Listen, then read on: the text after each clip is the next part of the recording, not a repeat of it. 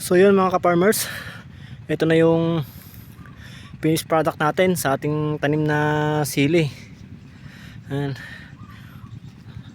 2 days na ngayon ka-farmers, itong ating tanim na sili na ginamitan natin ng plastic mulch. Tapos yung mga kasama ko naman is nagpastol pa ng ng kanilang mga alagang kambing. Tapos tayo naman is nagluluto tayo ng pananghalian natin kasi kakatapos lang din namin mag merienda.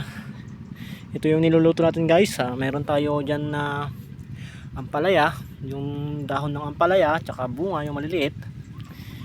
Ito guys na ampalaya yung mga ampalayang ligaw lang, yung maraming tumutubo lang dito sa may gilid-gilid ng ating mga farm, ating pinagtaniman ng sili. Papakita ko lang sa inyo guys ito mga to, mga mga ampalayang ligaw.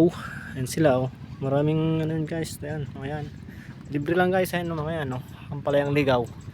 Kaya dito sa bukid guys, kung masipag ka lang, hindi ka maubusan ng ng ulam. Kung hindi ka kung ang hilig mo mga mga gulay, marami rin dito guys.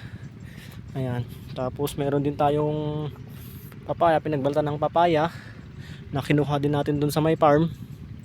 Tapos ito na yung output natin guys na tinolang manok. Ayan Tapos itong mga sili dyan lang sa farm natin. Yan lang yung farm natin na yan. Doon lang tayo kumuha lahat. Yung iba naman na ampalaya dito lang din. Tapos sinakpan lang natin ng dahon ng saging. Tapos ito yung natin, kanin. Ayan yan yung kanin. Tapos mamaya mayroon tayong lulutuin na labong. Ayan labong.